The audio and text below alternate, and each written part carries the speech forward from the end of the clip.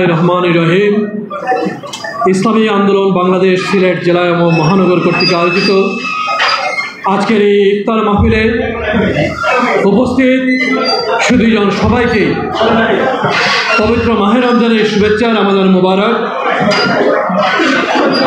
আজকে আমরা এখানে উপস্থিত হয়েছি সবাই রমজানের যে শিক্ষা, রমজান শুধুমাত্র যে সংযমের শিক্ষা দেয় তা নয়, এই রমজান মাসে আমরা আমাদের প্রত্যেকের ভিতরে দুইটি প্রবৃত্তি থাকে, কুপ্রবৃত্তি আর সুপ্রবৃত্তি।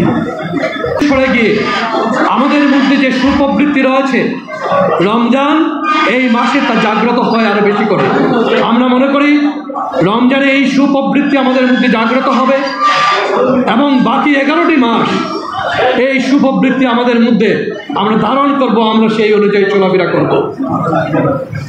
আমরা একটি পরিবর্তিত বাংলাদেশে আজকে অবস্থান করছি। 5ই আগস্টের পরবর্তী পর্যায়ে আমরা মনে করি আমরা সবাই মিলে এই বাংলাদেশকে আমরা একটি সমৃদ্ধির পারে সবাই মিলে একটি সুন্দর বাংলাদেশ করব, যেই বাংলাদেশ হবে ইসলামী মূল্যবোধের বাংলাদেশ, যেই বাংলাদেশ হবে সমৃদ্ধির বাংলাদেশ, যেই বাংলাদেশ হবে ভ্রাতৃত্বের বাংলাদেশ, যেই বাংলাদেশ হবে সৌহার্দ্যের বাংলাদেশ, সেই বাংলাদেশের পারে আমরা সবাই